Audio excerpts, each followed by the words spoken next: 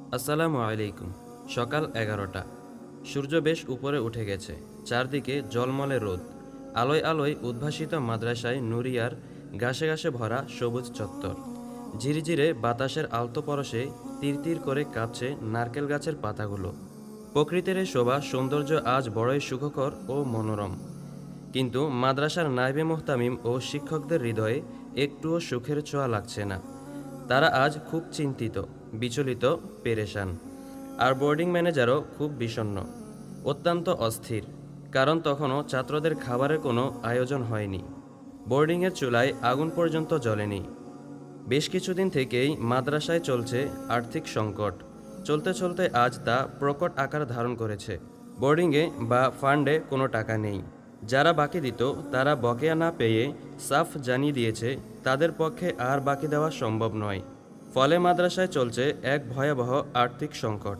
জীবন ধারণের জন্য প্রয়োজনীয় ন্যূনতম খাবারের সংকট। ইতোমধ্যে মাদ্রাসার গেট দিয়ে এক বুজুর্গ প্রবেশ করলেন। তিনি এই মাদ্রাসার প্রতিষ্ঠাতা। ঢাকার বাইরে সফরে গিয়েছিলেন। আজ সকালে ঢাকায় ফিরে এসেছেন। এখন মাদ্রাসায় এলেন। তার আগমন সংবাদে সবাই হাঁফ ছেড়ে বাঁচল। যাক, এবার একটা সমাধান হবে। নিশ্চয় সংকট দূর হবে। গেটের কাছেই তার সাথে দেখা করলেন নায়েবে মুহতামিম সাহেব ও কয়েকজন উস্তাজ। তারা তাকে মাদ্রাসার আর্থিক সংকটের কথা জানালেন। বললেন, আজ এখনও ছাত্রদের সকালের খাবারের কোনো ইন্তেজাম হয়নি। বোর্ডিংয়ে এখনও চুলা পর্যন্ত জ্বালানো হয়নি। একথা শোনার পর তিনি অত্যন্ত বিচলিত হলেন।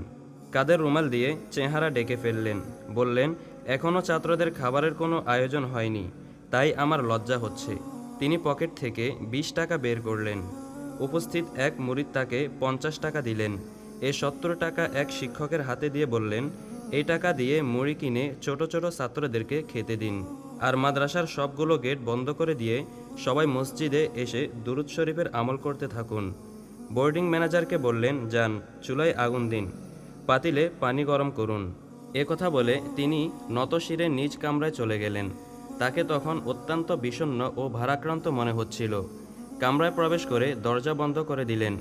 এদিকে মাদ্রাসার সব গেট বন্ধ করে দেওয়া হলো।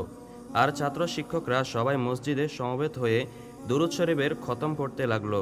প্রায় আধা ঘন্টা পর তিনি কামরা থেকে বের হয়ে মসজিদে এলেন। মিম্বারে বসে দুহাত তুলে মোনাজাত শুরু করলেন। সেদিনের সেই মোনাজাতের আবহাওয়া ছিল অন্য ধরনের, ভিন্ন প্রকৃতির। দুহাত তুলে আল্লাহর দরগাহে প্রার্থনা করতে লাগলেন, রোনাজারি করতে লাগলেন। হাত দুটি প্রসারিত হতে হতে একেবারে ঊর্ধ্বে উঠে গেল। কপল বেয়ে অশ্রু গড়িয়ে পড়তে লাগল। দীর্ঘক্ষণ ধরে নিজের অপারগতা ও অক্ষমতার অনুযোগ পেশ করলেন। আল্লাহ রাব্বুল আলামিনের কুদরত আর ক্ষমতার কথা বলে বলে নিজের জরুরত ও হাজতের কথা বলতে লাগলেন। কাকুতি মিনতি করে দোয়া করতে লাগলেন। দোয়ার পর ছাত্র শিক্ষক সবাই যার যার কামরায় চলে গেলেন। বোর্ডিং ম্যানেজার বোর্ডিংয়ে এসে দেখেন সেখানে একটি গরু আর দুটি ছাগল বাঁধা। তিনি চমকে উঠলেন। মাদ্রাসার সব গেট বন্ধ। কে নিয়ে এলো এ গরু ছাগল? খোঁজ করেও তার কোনো হদিশ পেলেন না। কি বিস্ময়কর ব্যাপার, কি আশ্চর্য কাণ্ড! ছুটে গেলেন সেই আল্লাহওয়ালার কাছে। সব কিছু তাকে খুলে বললেন। বুজুর্গ সব শুনে নির্বিকার। কোনো ভাবান্তর সৃষ্টি হলো না তার চেহারায়।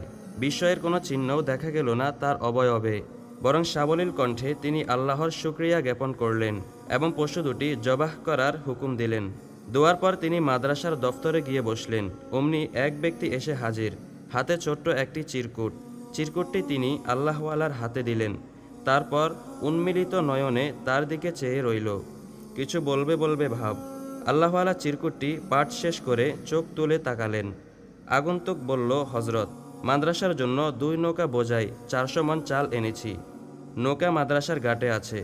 চালগুলো মাদ্রাসায় আনার ব্যবস্থা করলে আমি যেতে পারি। এ কথা বলেই লোকটি প্রস্থান করল। কেউ কিছু বলার আগেই লোকটি যেন অদৃশ্য হয়ে গেল। কোথা থেকে এলো, কে তা পাঠালো, এ রহস্য আজও উদ্ঘাটিত হয়নি, উন্মোচিত হয়নি। এই ছিল সেই আল্লাহওয়ালার শান। কিন্তু কি তার নাম ও পরিচয়? হ্যাঁ, তিনি হলেন অলিকুল শিরোমণি আমিরে শরীয়ত হজরত মাওলানা মোহাম্মদুল্লাহ হাফিজি হুজুর রহমতুল্লাহ আলাইহি।